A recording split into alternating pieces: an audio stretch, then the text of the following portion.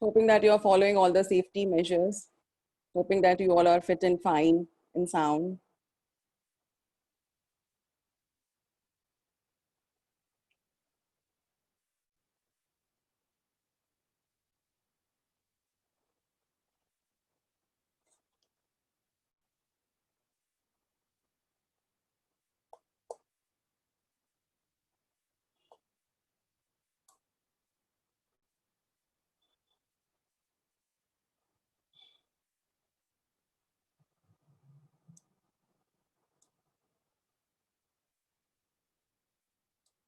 Yes, we are all waiting for the college to start as soon as possible. Yes, Dipendra, we are also waiting for that day.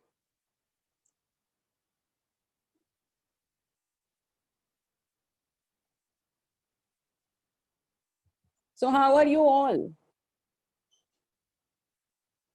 How are you all? Are waiting for making new friends. Okay, very good. Yes, we are also looking forward to come on campus. Very well said. Okay. And what else?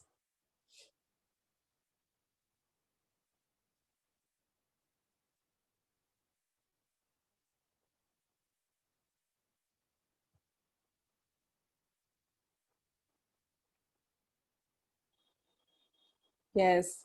Yes, Parth, I like your answer. Waiting to start a new journey.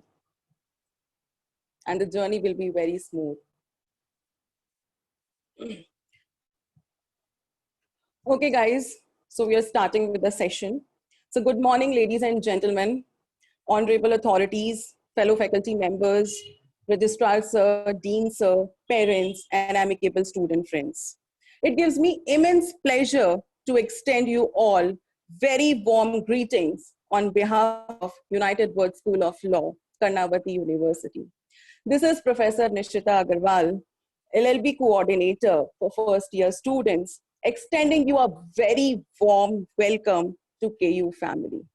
It is my pleasure and privilege to welcome all to grace this occasion together as a family of KU to mark another landmark of success.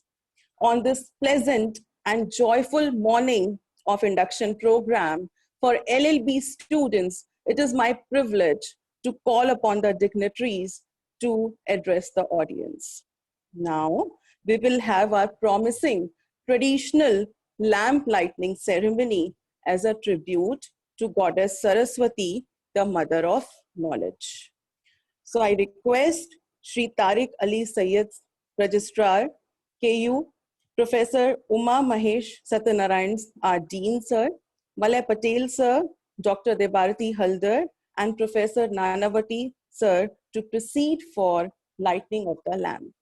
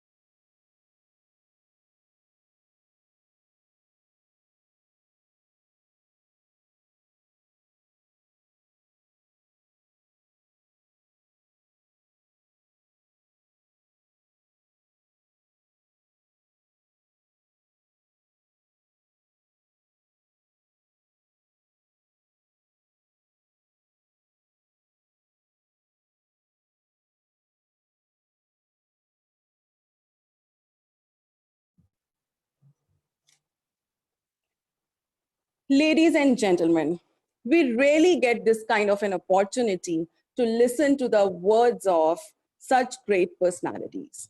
So let us have the privilege of listening to the messages of all the dignitaries.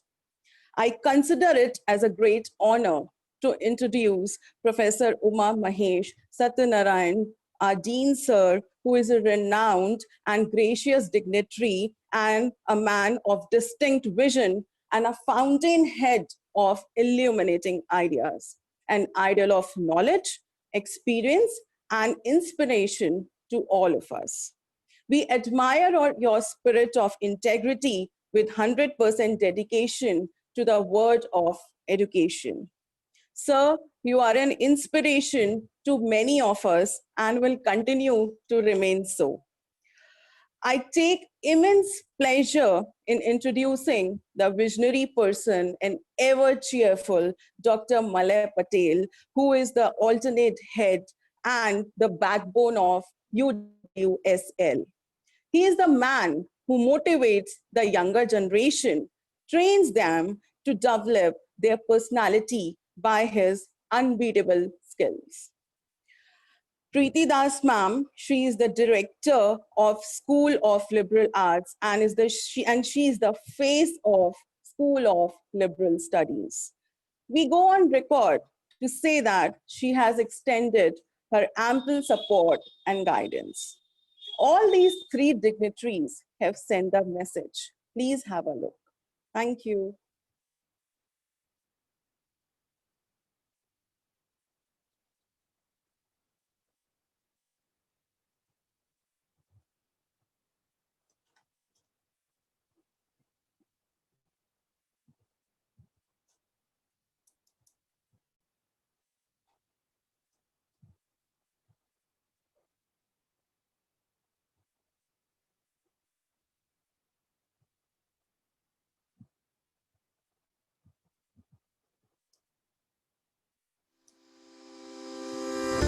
Hi, good morning. Welcome to Unitedworld School of Law. This is Umamahesh Sathyanarayan, Advisor, Unitedworld School of Law. I warmly welcome you all to the university and hope you have good time in the rest of the next 5 years you're going to spend with us. How Karnavati University School of Law is different from other law schools. We believe in free progress, the concept given to us by Sri Aurobindo. For us, each and every student is unique. And we don't believe in competition. We don't believe at Unitedworld School of Law in a factory system of teaching. We give students an adequate freedom to choose the programs and courses of study. And I would proudly want to share this with you that UWSL is one of the first universities in Gujarat to completely incorporate the National Education Policy 2020. And to introduce you, I have two dynamic colleagues of mine who would be talking to you about the interdisciplinary programs. Dr. Malay Patel, who will be introducing the programs in management, and he would also briefly talk about how law interacts with management. I owe to you, sir. Well, as Mr. Umamahesh has already explained you about the interdisciplinary approach which we follow at our college, management as such is also a kind of a subject which is interdisciplinary in nature. Because if you look into management, there are two aspects in management. One is effectiveness and one is efficiency. Most of the companies today are thriving to cut down their costs. That's nothing but an efficiency. So we teach these subjects along with the law subjects, because see, there is no point in having a prolonged legal procedures, because the client would always ask the person to cut short the legal procedures, so in that way he can manage the cost. Apart from that, effectiveness is all about goal orientation. These are the two aspects which we teach along with the law subjects. In none of the cases what we do is we try to align with the law subjects as such, because management is in the periphery to the law subject which we have here.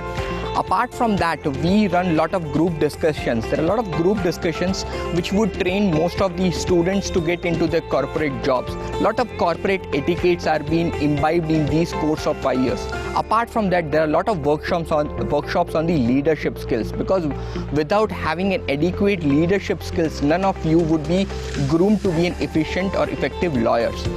Apart from that, we have some training sessions to groom you for business model canvassing. So business model canvassing will help you to draft your right business plan, and which you can pitch into the right stakeholders at a multiple stage. Apart from that, we have regular field visits where you would be exposed to a lot of industry, and you would be getting an in-hand experience of the procedures which are being involved in the industry. So these are the things which we club together and have a right interdisciplinary approach, because at the end of the day what matters is none of the subjects today are the standalone subjects.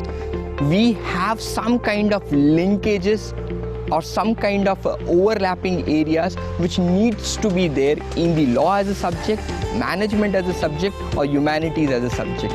So thank you very much in choosing this university. Once again, we welcome you all, because this is the smart decision of your life which you have taken. So you would be exposed to multiple subjects at a multiple time, and we are committed to provide you the quality education. Thank you very much.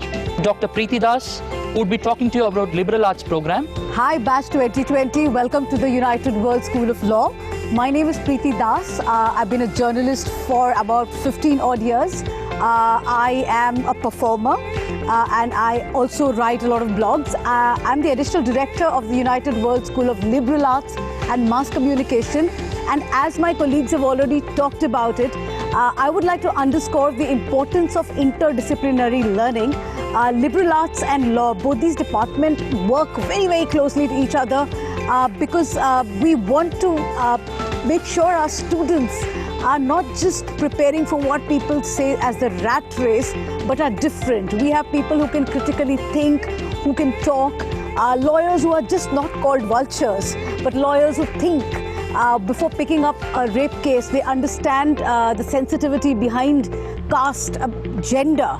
So the idea of the whole interdisciplinary nature is that subjects like psychology, gender, theatre, international relationships, literature, combining this with law will make sure that the students have an entire plethora of subjects to learn, absorb, and then decide on how they want to take forward their speciality in law that they're looking for. A combination of William Shakespeare and law is a lethal combination, something that our university offers, and we are very proud of it. We look at all the stories of William Shakespeare about how Romeo and Juliet had their own legal system in which one of them had to sort of die and the other also follows them, or possibly how it is in stories, and to compare it with the existing legal system. So we try using experiences from culture, from novels, from movies, from contemporary things around us, debates and discussion around OTT platforms and the need for censorship, around the use of abuses in today's serials.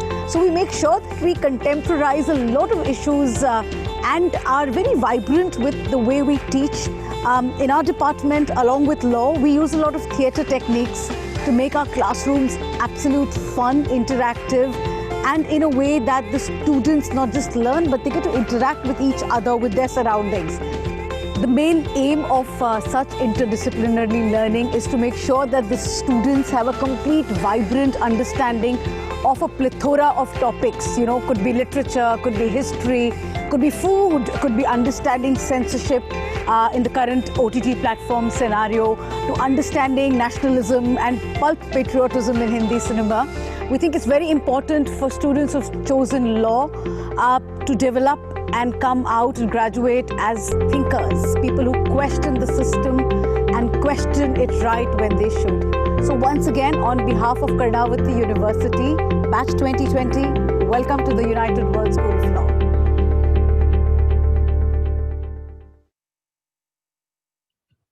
Thank you, sir and ma'am, for your words of wisdom. I warmly welcome Dr. Mrinal Raste, who is Madhav Menon Chair Professor for Clinical Legal Education and who is a mentor of the law school.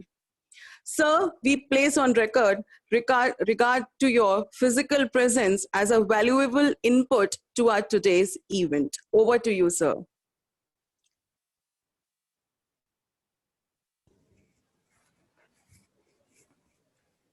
Well, good morning to all of you. I'm Dr. Raste. I'm in this education sector right from 1984 onwards. Just to give you a brief introduction about myself and then plunging into the speech. I hate speeches, but nevertheless, I would like you all to hear me for a few moments of what I would like to say about your stay at Karnataka University. Well, just a brief introduction to you about myself. Well, I finished my PhD from Pune University. I was a dean for Pune University for about 5 years. I was a dean in various universities in India, North, South, East, West, a couple of years in each university. I was also the Vice Chancellor, the founding Vice Chancellor of Symbiosis International University, where I spent approximately 28 years of my career. Later on, I went to various universities. I was also at Karnataka University as the dean for some time. Today, I'm also back at Karnataka University to meet all of you. Well, to begin with, I would like to formally thank Professor Umamahesh, Professor Malay, and Preeti Das for giving such a warm welcome to all of you, and especially Umamahesh, who is now going to look after you. I'm really proud of this person. I've been associated with him for some time, but nevertheless, a wonderful person to act with and react with, to be more precise. It gives me immense pleasure to welcome you all to be the future members of the legal fraternity. I welcome you all to this illustrious university, family of the Karnataka University. It's a good family headed by Mr. Ritesh Hada, and the leadership of the university is under Dr. Shishoo, the Vice Chancellor. You have come here with a purpose and objective, with a dream to be one of the most renowned, eminent lawyers, judges, academicians, jurists of the global world. It indeed takes courage, hard work, dedication, perseverance to realize your dreams. You will be spending 5 years, 5 precious years of your life with this university. Spend them well, spend them in a healthy, educative manner. For this, you have to be physically and mentally fit. Physically fit, you have a gym. Mentally fit, you have a library. And of course, needless to mention, you have an array of professors and teachers to keep you physically and mentally fit. You also have to be mentally and physically fit to meet the challenges of this cruel world when you step out. A cruel world indeed awaits you outside. You have chosen your programs well, I believe, and that you have entered the arena of legal education at Karnataka University. The challenges are going to be tremendous. Your academics and co-curricular activities are going to be demanding, no doubt. You have an excellent array of teachers, as I've told you, who will be your mentors and guide to navigate you to success in your career at Karnataka University. If you have any concerns, problems, difficulties, please feel free to meet your mentors and teachers at the Karnataka University as soon as possible you feel the need to be. We at Karnataka University believe in a strong academic culture and rigor. We also believe in a strong rigor academic culture, which is a value-based education, making you a ready, holistic person for the ready-made market. We want you all to be ready to impact the people around you when you step into the market, but not impress them. In academics, you will have no respite. It's simple principle at Karnataka University that you perform or perish. Once again, I welcome you to this strong, magnificent edifice called Karnataka University. It is here that you will now begin to unfold yourself. You will begin to learn to unlearn yourselves. The roads of legal education are hard and bitter, but the end journey is sweet, and success and rewards await you. Definitely, you are in a university where respect and character are enshrined. We want to move this university towards being a more central, student-centric university where discipline and academics are not compromised at any level. Teachers are role models for you who are possessed with what? They're possessed to inculcate passion to teach, innovation and research and teaching pedagogy, and a compassion for all, mostly for the students. Each university has a character, and so does Karnavati University. The character of this university is molded and shaped by the leadership of the university.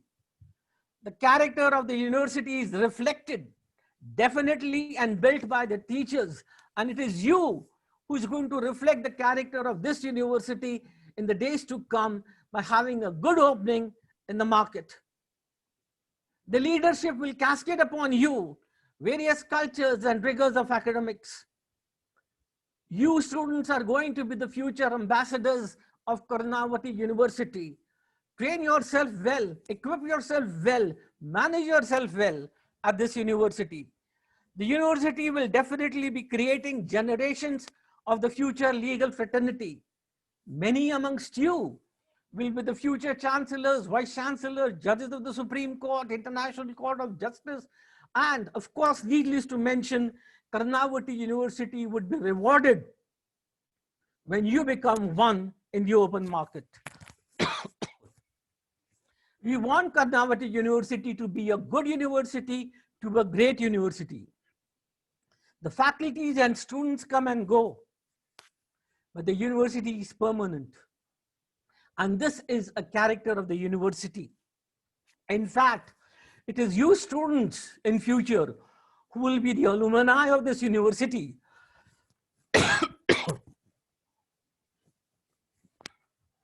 And it is this alumni which becomes the strongest pillar of any university. Each alumni of Karnavati University will look back to its alma mater when students like you step into the market. I assure you, it is one of the most prominent universities. The university stands on the reputation of the alumni. So dear students, I once again welcome you to Karnavati University, a wonderful place to stay. Enjoy your education. Enjoy your stay at Karnavati. And a message to you and your parents, a small message. Help us to help you to make Karnavati University a better place to stay. My sincere thanks to all of you, your parents and students, of course, for showing confidence in coming to this university. The teachers here are a wonderful group of people who are always there 20/7 with you. Well, I welcome you 2020-25 batch to the Karnavati University. I wish all of you tremendous success, a pleasant stay, and a wonderful academic career at Karnavati University. Professor Umamahesh, Professor Malay Patel, Shruth, Halder, our many professors are there, will give you a wonderful systematic approach to education. Thank you and have a wonderful day ahead. You'll enjoy your stay here for 3 days. Have a wonderful day and a wonderful place to stay with. Thank you. We all are deeply motivated by your speech, sir. Thank you for such a mesmerizing speech. Now, I warmly welcome Sri Tariq Ali Sayyed, Registrar KU, to share his blessings to the newly admitted students. Sir is a sculptor of human character, a seasoned scholar, and a navigator of this flagship of knowledge. Your consistent support for academics, knowledge, developmental standpoint, and your sheer presence in this event has raised the overall standard of the program. So we seek to be inspired by your gracious presence, sir. Now let's have a look at the video shared by Sri Tariq Ali Sayyed, Registrar, sir.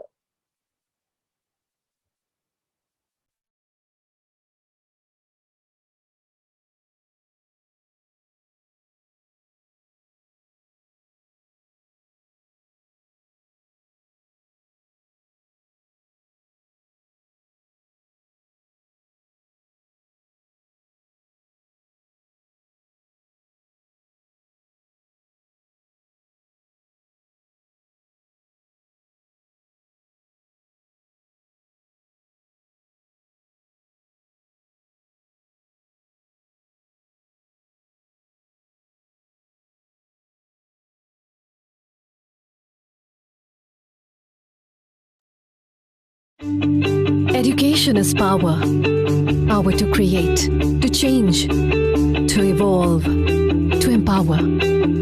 Your pursuit for empowerment begins here at Karnavati University. Anchored to the belief excellence through education, we are an ecosystem committed to developing a holistic you. We are beyond books, often reading between lines, imparting through experience, not just four walls, but open minds, reinventing the wheel, fostering intellect, a universe of our own, a home away from home. Here we care, here we share. Insane innovators, fans of crazy ideas, sincere about fun while we playfully learn. Compassion, our compass, giving back, spreading smiles. We are Karnavati University.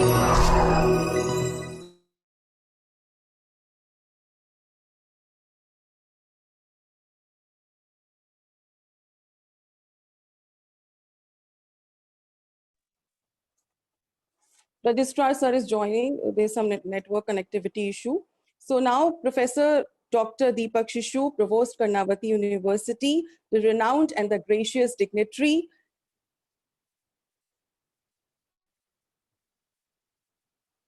Yeah.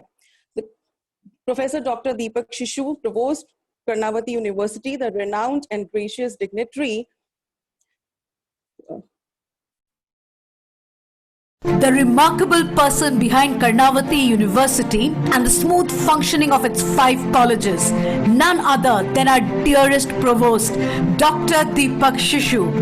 A dentist by profession, Dr. Shishoo's invaluable insights in education and university administration has ensured that Karnavati University scales new heights every single day. Active in research and part of many government and non-government bodies, Dr. Deepak Shishoo is just like the state he belongs to, Kashmir. Calm, approachable, mystic, and often dealing with conflicts that are brought to him by other people, mainly the departments of the college. An outstanding person, a fantastic teacher, a detailed researcher, and a model leader. Dr. Shishoo के office के दरवाजे हमेशा खुले होते हैं. Whenever you go to him with a problem, the first thing he will tell you, चाय तो P low, and that's how the entire problem seems to get solved. There is a very popular saying in Karnavati University, and it goes something like that. Whenever there's an issue, don't worry, because there is Shishoo, a provost who's always got our back, a provost who you will see in the classrooms, a provost who you will also see dancing at a rap concert with his students. Ladies and gentlemen, put your hands together for Dr. Deepak Shishoo.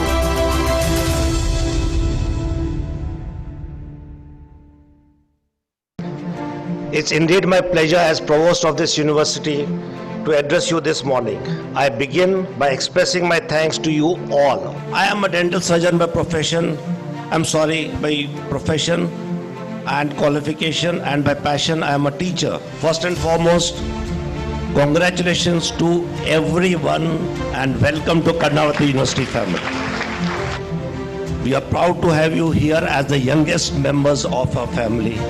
We welcome you with open arms and we assure you, you will have a wonderful time. I would like to congratulate each and every student for having taken a decision 2 years back when he or she had passed 10th exam, when he or she would have been hardly 14 or 15, and she was told to decide what she wants to make out of her life without knowing what life is all about. I congratulate you for taking a decision which was different, not the routine, which we all follow. On behalf of everyone who matters in Karnavati University, I assure you all, parents and children, we will give you a future that you have dreamt of. We will be your facilitators in that path and we will ensure that you succeed in whatever you want to do. Thank you. God bless you.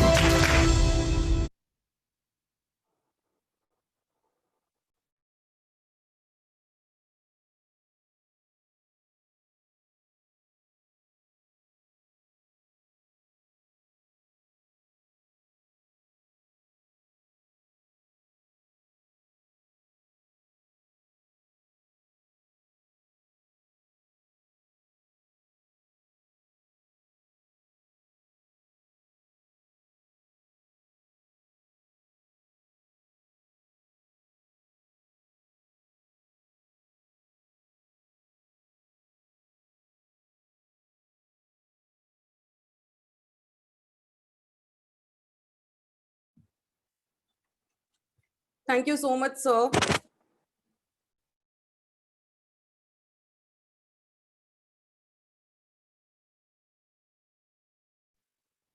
Thank you so much, sir, for your enlightening words. And now I take this opportunity to introduce Dr. Aniruddha Rajput, member of the United Nations International Law Commission. He served as the chairperson of the drafting committee at the 69th session in 2017. In 2017, he was a practitioner in residence at the KFG International Law Rise or Decline in Berlin, Germany.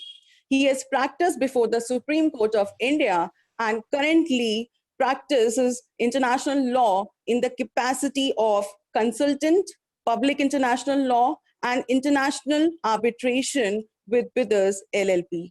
I'm glad to invite Dr. Aniruddha Rajput, sir, to grace the audience. Thank you.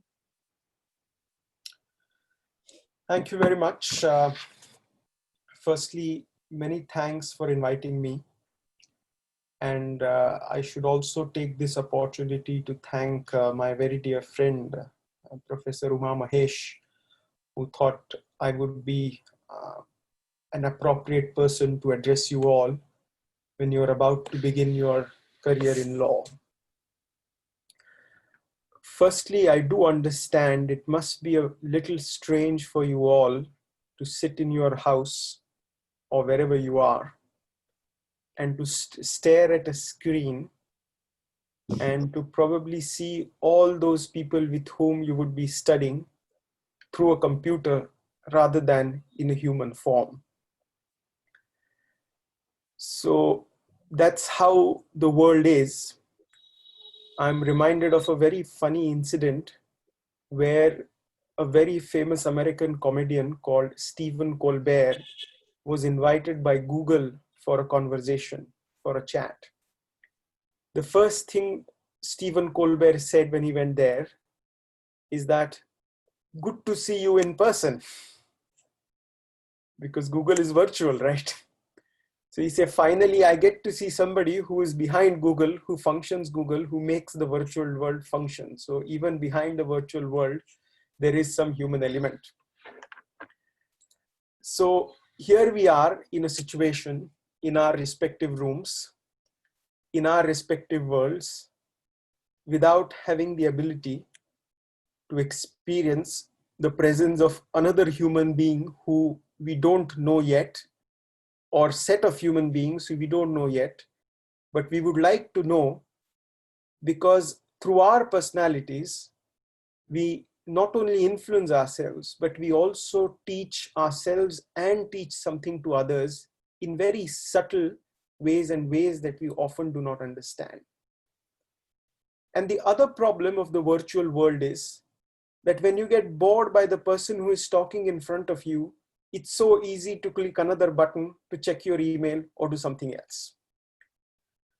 Despite all these temptations and challenges, and I have to tell you, as a lawyer, it's quite a difficult life. I'm reminded of an incident when I was doing my master's at the London School of Economics. I had to judge a moot court competition. I was still a student, but they invited me, being a master's student, they invited me to judge the moot court competition. It was the famous Philip Jessup International Law Moot Court Competition. I went to the library to pick up some books. And as you may probably know, the books of international law are quite thick. In fact, I have one here. So this is just one of those. And I had around 7 or 8 of them. That was a time when the world wasn't very conscious about plastic. And the London School of Economics used to give us a plastic bag to take our books home. And I was quietly picking up those 7, 8 books, trying to put them in my plastic bag, which the London School of Economics had provided with its nice big logo of LSE on top of it. While I was putting those books in my bag, in the plastic bag, there was a young woman standing next to me. She was giving me a very strange look. I was a bit surprised. I didn't know this woman. I hadn't offended this woman. And why is this woman giving me such a strange look? So she was kind enough to end the suspense and tell herself to me why she was giving me that strange look. The first set of words which came out of her mouth were, "Are you doing law?" What she said, which was with a sense of lot of disdain, certain amount of sympathy. Disdain was because, really, are you doing law? Certain amount of sympathy. Oh, you're doing law? Such a poor chap. So with a mixed set of emotions, she said to me, "Are you doing law?" I turned to her and said, "Yes, I am doing law." She said, "So boring, isn't it?" I could neither say yes nor say no, because these are one of those difficult questions where you can neither say no nor you can say yes. As you will start learning your law course, they'll at some stage, maybe in the Code of Civil Procedure, while teaching you examination, cross-examination, they'll tell you never to ask a question to which the answer is always impossible. For example, we were often told there was this very funny question always asked, not so funny, but it does turn out to be quite difficult. It also shows how intelligent a lawyer is. A lawyer asks to the witness of the other side, says, "Have you stopped drinking alcohol and beating your wife?" Now, if you say yes, you're in problem. If you say no, you're still in problem. When you say no, it means that you're still beating your wife. If you say yes, which means you're still drinking alcohol, although you're not beating your wife. Or you used to beat your wife in the past and you've just stopped beating her now. Or maybe we are in the modern world, we are in the age of gender neutrality. So I think I should rather say one should ask the same question to the woman. Has she stopped beating her husband anymore? But be that as it may, so it was almost that kind of a question which that girl posed to me. And then she told me, I'm doing history. I'm doing masters in history. We also have thick books, but we have interesting books. But you have very boring books, isn't it? It was almost a shock to me. The only answer I gave to her is, it is too late in life for me now to change the course.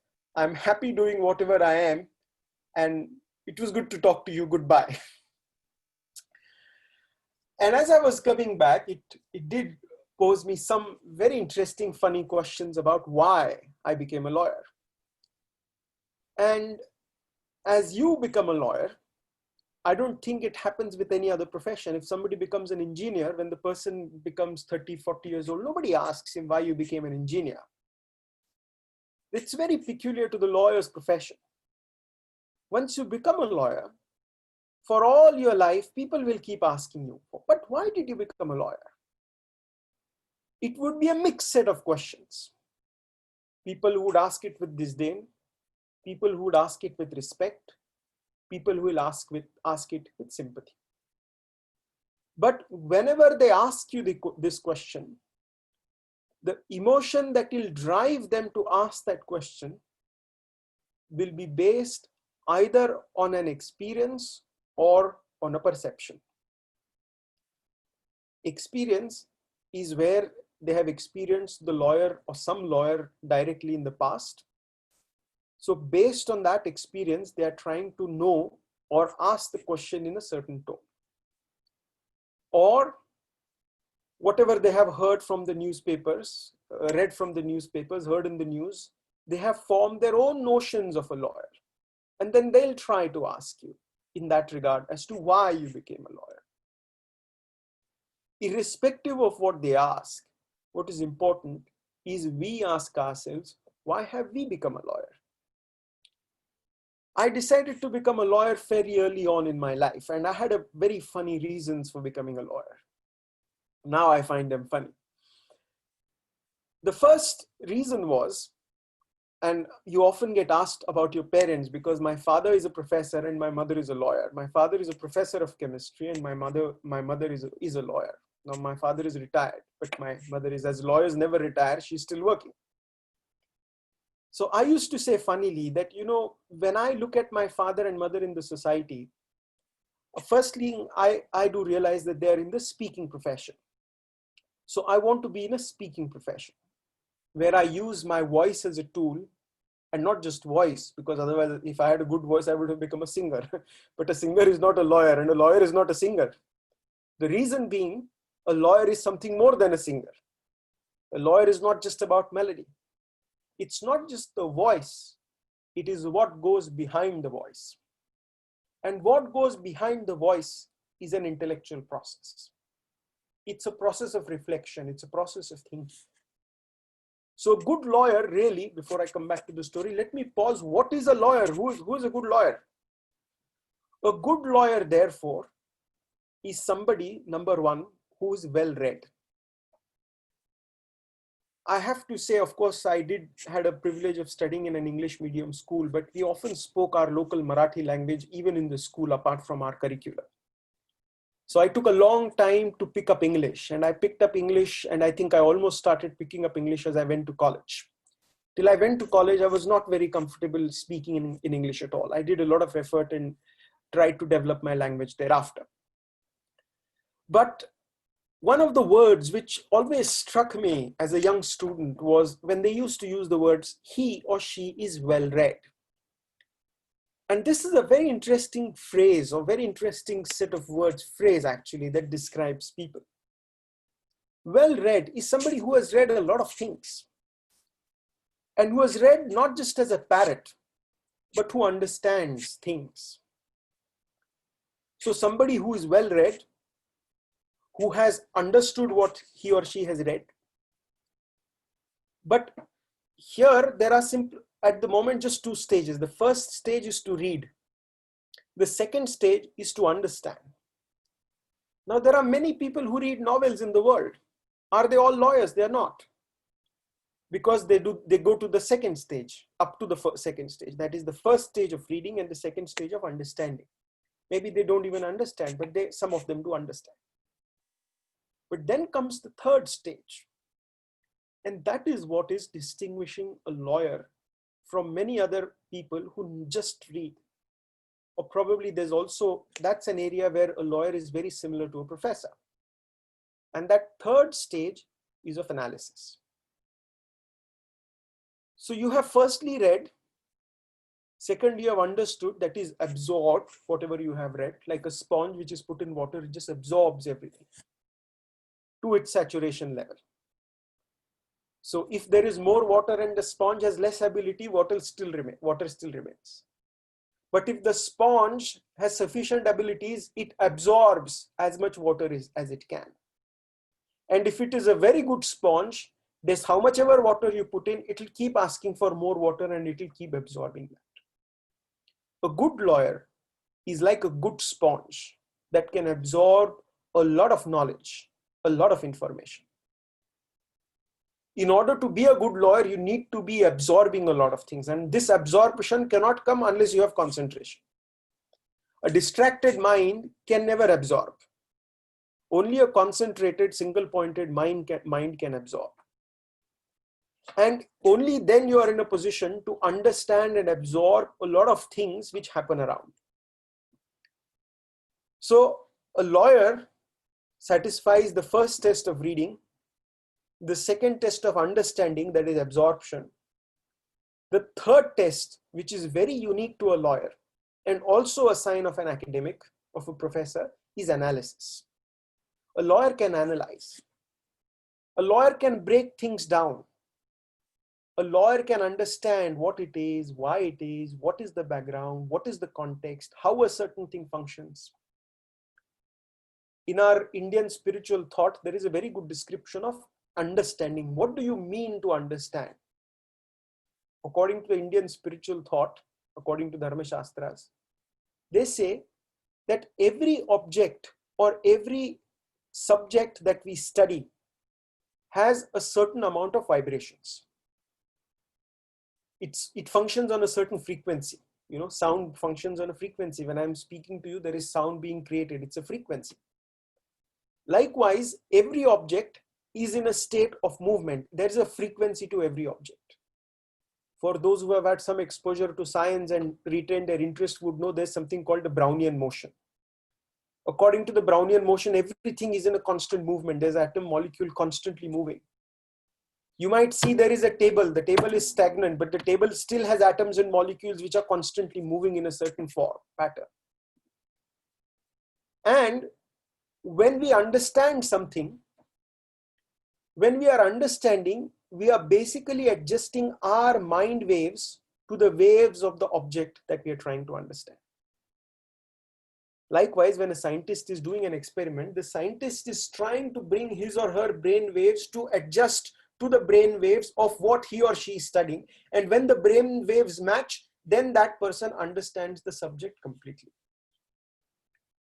If your brain waves don't match, you never understand. If your brain waves match only to a certain extent, you only understand to a limited extent. And then if somebody is arrogant, then he says, I know everything, which means he hasn't fully understood. Therefore, we say, be humble, try to arrange your vibrations to the vibrations of the object that you are understanding.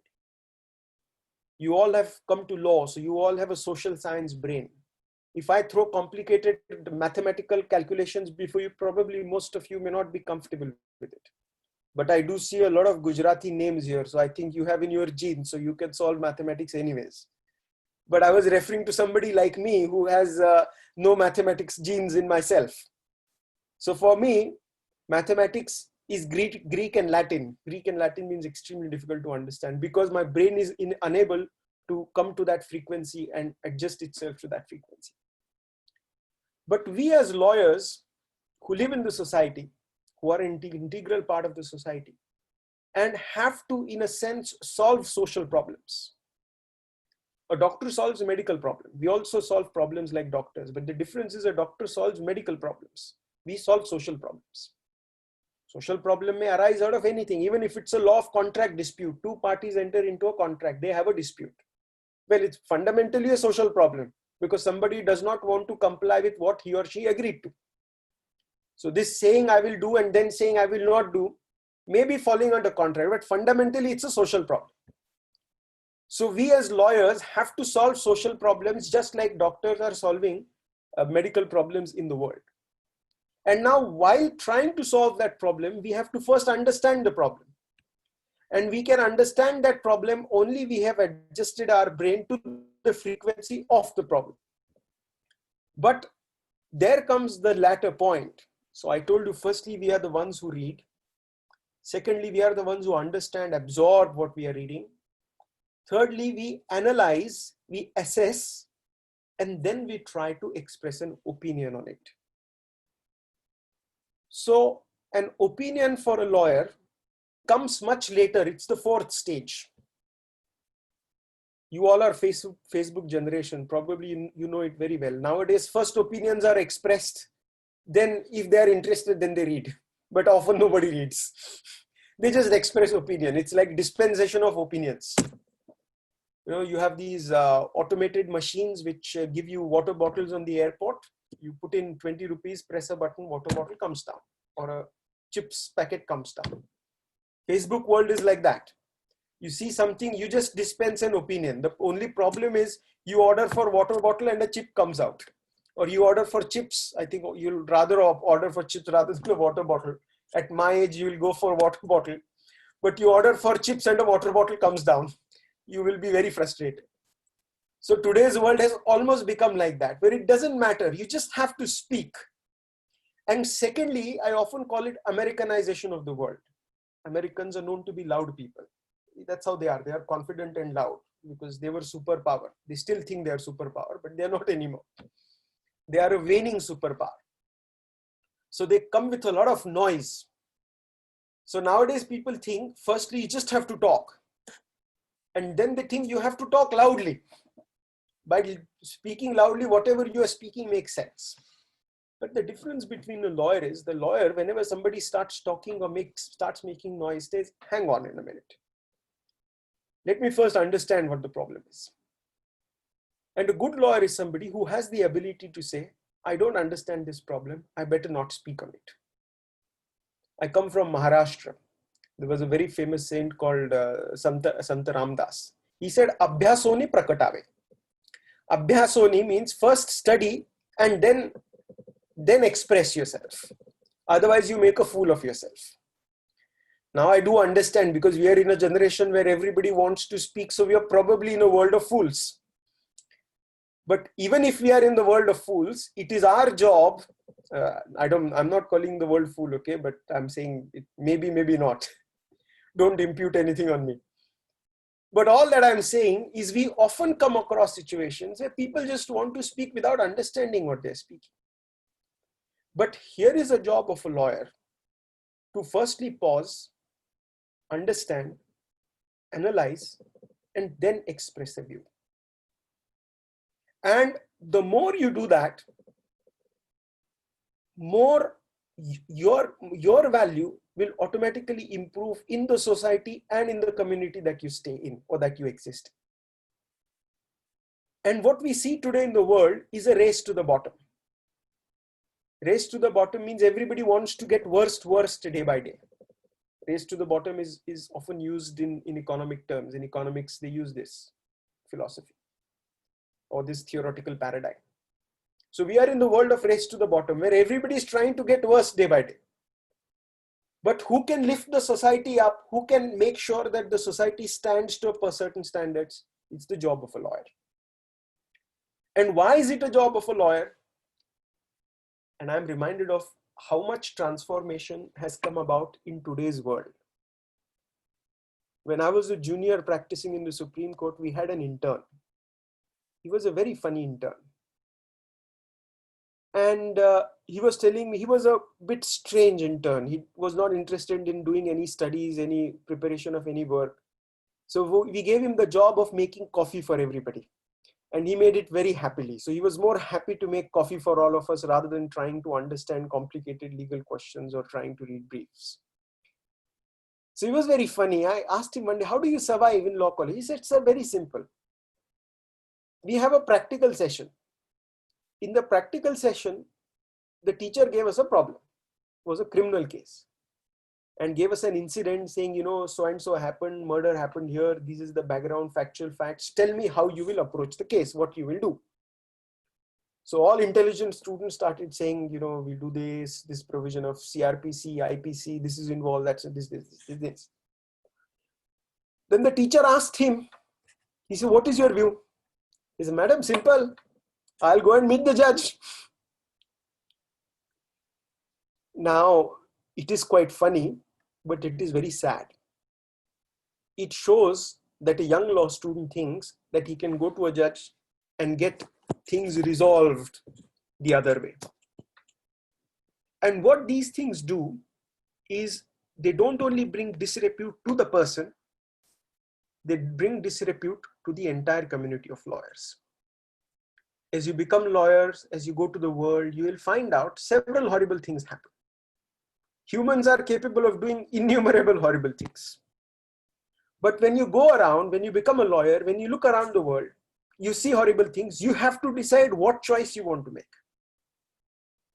You can become a part of the crowd, like, as they often say, one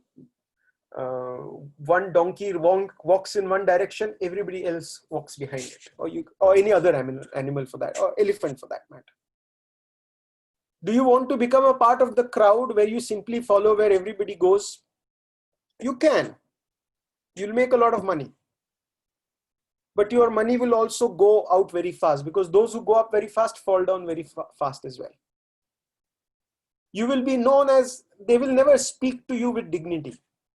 They'll always say, that wo vakil sahab hai, affidavit karte. You might feel you have earned money, you might feel you have earned a car, you might feel you have earned a big house, you might feel you have a lot of attributes to make you happy. But if you ask yourself in the evening, and when you look at the mirror, do you feel happy? I don't think so.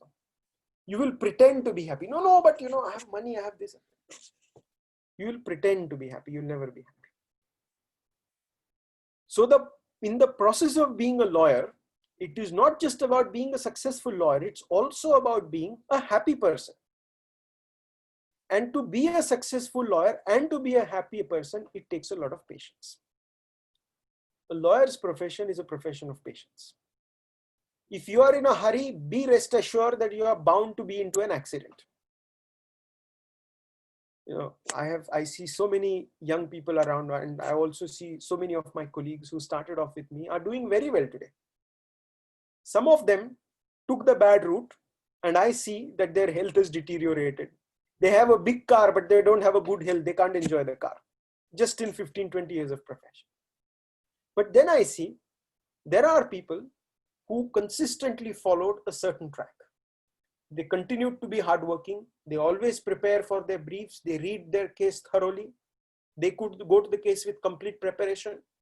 And in the last 10, 15 years, they have earned a reputation for themselves. They are known with dignity. They are known with respect. When judges refer to them, they refer to them with respect and dignity. For lawyers, it just doesn't come down to bare minimum as to how much money you earn. That's not what defines a lawyer. What defines a lawyer is what is the dignity, what is the respect with which the clients hold you in esteem. That is going to be the test of your success as a lawyer. And what is the greatest joy? When you go in a case, you fight your case very hard, you lose a case. You may not win every case. There's no need to win every case. You lose a case, you come out, and the client says, sir, no problem, or madam, no problem. You fought very well. I'm happy with it.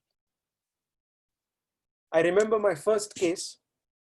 It was an Exhibit 5 argument. That's an argument for interim measures in a trial court somewhere far off in Maharashtra. The person was my mother's client, and the person knew us. He was a family friend. I had become a lawyer, and he said, let him argue. We'll see what he does. So I went to the court. I argued the case, walked out. When he saw me out of the court, he said me, now I don't care whether we win or lose. The way in which you gave authorities, the way in which you argued, the way in which you convinced the judge, I don't care if I win or lose. I enjoyed what you did for me. I'm very happy what you did for me. Because what you can do for your client is fight very well. Give your best effort for the client. That's all you can do. You can't assure success. There are people who assure success. But I told you in which category they fall. If you are a good lawyer, if you work thoroughly for your client, if you work thoroughly on your case and you present your case well, and you take your client beyond the situation of success and loss, that itself is a big success for a lawyer. That satisfaction which a client will give you saying, sir, no worries, madam, no worries, you did a great job, I'm happy with you. That is what is going to win your clients. You might use XYZ tricks, win a case, think, oh, look, I've won a case, and then this guy's going to say good things. No, when he goes back home, he says, the lawyer is a big fraud. I know how he won the case. And then it's all lawyers are fraud. So even others who are behaving nicely would also lose their reputation. Because never forget, we as lawyers are in the field of an intellectual exercise. We are in an intellectual field. We are in a field of wisdom. We are supposed to be wise people. We are supposed to be intelligent people. We are supposed to be people who can guide the society. And look at the history of India. If you look at the history of India, the freedom struggle, all great freedom fighters, all of them were lawyers. Right from Mahatma Gandhiji, everybody, Savarkar was a lawyer, the whole generation of lawyers. And never worry, as a lawyer, you'll never fail in life. As a lawyer, you will always succeed in life, whatever you do. I remember there was a very wise gentleman, very learned gentleman. He was a former ambassador of India to certain countries in the Pacific. He told me once, his son is a lawyer, so I was just becoming a lawyer. He told me, Aniruddha, you have taken a very good decision to become a lawyer, to study law, because a lawyer is never unsuccessful. If you are successful in legal practice, then you become Jawaharlal. If you are unsuccessful in legal practice, if you are successful in legal practice, you become Motilal. If you are unsuccessful in legal practice, you become Jawaharlal. He means Nehru. Nehru's father, Motilal Nehru, was an immensely successful lawyer at the bar, extremely successful. They often used to say that his shirts used to go to London for dry cleaning. Although Jawaharlal Nehru in his book says that no, that's not true. It's people that have spread. So Motilal Nehru was a successful lawyer. He practiced law. Jawaharlal Nehru studied law but never practiced law in his life, but he still became the first Prime Minister of India. So what that wise man was trying to tell me, that if you are successful in the legal profession, then you will become successful like Motilal. Even if you don't become successful in the legal profession, you will still become Jawaharlal. Still, you will be very successful. And all, Sardar Vallabhbhai Patel was a practitioner. He gave up his practice and joined the freedom movement. And because we can, fundamentally, we can move people. And why can we move people? A person can move people only if you have a sense of character. If your character is strong, if your character is well built, then you can automatically influence people, transform people, and get people to think, do the things that you want them to do. Advocacy is nothing but an art of persuasion. Art of persuasion is where somebody else does not agree with you at all, and you have to make sure that the person starts agreeing with you. And all the research that we do is aimed at ensuring that the other person is persuaded by whatever we are saying. To be a good lawyer, therefore, you have to work extremely hard. Lord Asquith was the Prime Minister of United Kingdom. He was a barrister himself, very famous lawyer. They used to say about Lord Asquith, he had a formidable appetite for hard work. People have formidable appetite for eating. Appetite is for eating. So people have a formidable appetite for eating. But he didn't have a formidable appetite for eating. He had a formidable appetite for hard work. The harder you work, more joy you gain out of it. And there is a certain amount of joy as a lawyer when you think of a new argument, when you try to find a solution to the problems that your clients face. And it's a journey. It's a very enjoyable process. So I'm very pleased today to see that you all are embarking on this very interesting journey. I began by telling you that these are not normal times. These are difficult times. One might look at it with despair. One might look at it with sorrow. One might say, oh, it's so bad, I don't have classmates. I have to be at the home all the time. I might have to share my computer screen with my brother or sister with whom I keep fighting all the time. So there might be various reasons. But despite these challenges, what we need to see that these challenges have also brought opportunities. One good opportunity I could speak of is I live in London. It would have been impossible for me to come all the way to your university and to see you all in person. It's the benefit of this technology that I can speak to you despite a distance and being far away from you all. I'm not sure how much helpful my speaking has been to you all, but I've at least tried to make an effort.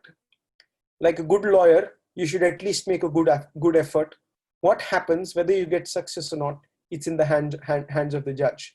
And I think I should also rest my case there and stop here. Thank you very much for inviting me and listening to me. We are deeply motivated by your speech, sir. Thank you so much for such a mesmerizing speech. And now there's a small video for you guys. So sit back and relax and enjoy the video.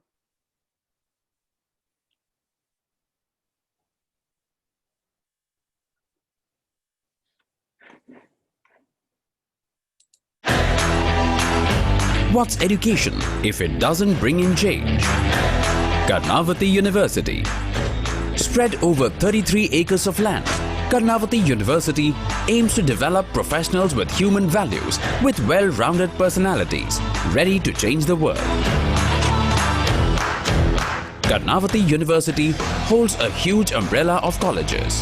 Karnavati School of Dentistry, Unitedworld School of Law, Unitedworld School of Business, Unitedworld School of Liberal Arts and Mass Communication, Unitedworld Institute of Design, and our new addition this year, the Unitedworld School of Computational Intelligence, offering students the concepts of data analytics, artificial intelligence, and robotics. We provide career counseling, mentoring, on-ground assistance through internships, training, campus placements, industry interactions, and much more, opening up the world of diverse opportunities. When a student takes his first step into the campus, he is greeted by the positive vibe and energy of Karnavati University. We focus on complete holistic learning environment for the growth and development of each student. We understand the need to have a home away from home for the students, which is safe and secure. Our student hostel accommodation provides a peaceful study environment of international standards with a humongous green campus equipped with everything you need.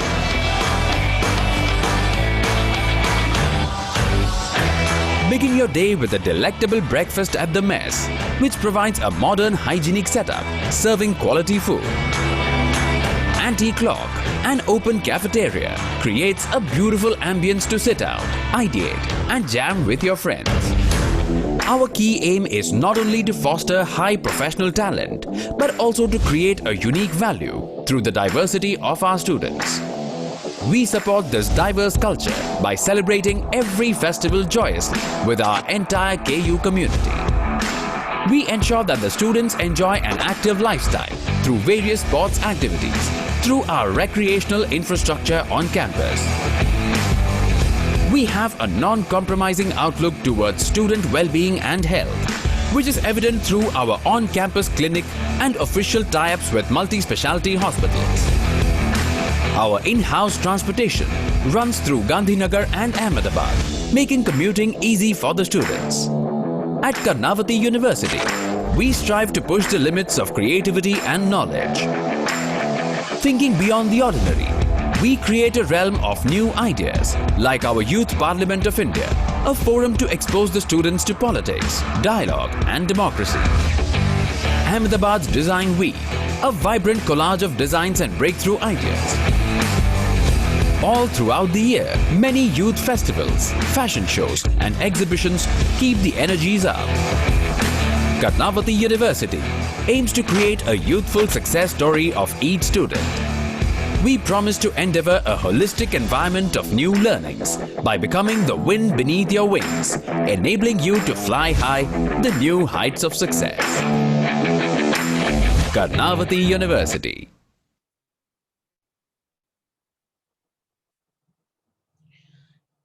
Now, I invite Professor Dr. Malay Patel, Sir, alternate head and the backbone of UWSL, to present formal vote of thanks for this inaugural session. Okay, good afternoon one and all. On behalf of Unitedworld School of Law, Karnavati University, I would like to take this opportunity to express my deepest gratitude to Dr. Aniruddha Rajput, member of United Nations International Law Commission, for accepting our invitation and to enable the inauguration session for the Induction Program 2020 as a chief guest and enlightening the gathering on intricacies of international law and legal field in general. I express my sincere gratitude to President Shri Ritesh Hadaji, Karnavati University, and Professor Dr. Deepak Shishoo, Provost, Karnavati University, for always encouraging and supporting initiatives of Unitedworld School of Law. I also express my deep sense of gratitude to Shri Tariq Ali Syed, Registrar, Karnavati University, for the able guidance and support in the conduction of this induction program. It is indeed my distinguished pleasure to thank Professor Mrinal Raste, Professor Umamahesh for endowing full-fledged assistance for conduction of this induction program. My special thanks and indebtedness to Professor Preeti Das, Additional Director USLM, for her valuable support and encouragement. I'm also thankful to Mr. Shivendra and Ashwin and other team members of Univation, Karnavati University, for their constant support and flawless commitment in executing this induction program. I would also like to thank faculty members, staff members of Unitedworld School of Law, and above all, the most energetic Karnavati University Student Governing Council for their overall contribution to make this induction program successful. Finally, thank you all the students and parents for participating in this event. Thank you once again, one and all. Have a nice day. Thank you very much. Thank you, sir. Thank you, sir. Now we'll break for lunch. And at 2, there's a session by KU Student Council and second year law students. And there's a very, very important announcement that today the session which will be conducted at 5 o'clock in the evening is postponed and the dates will be announced later. Thank you so much for attending the session. Thank you all. Have a great day.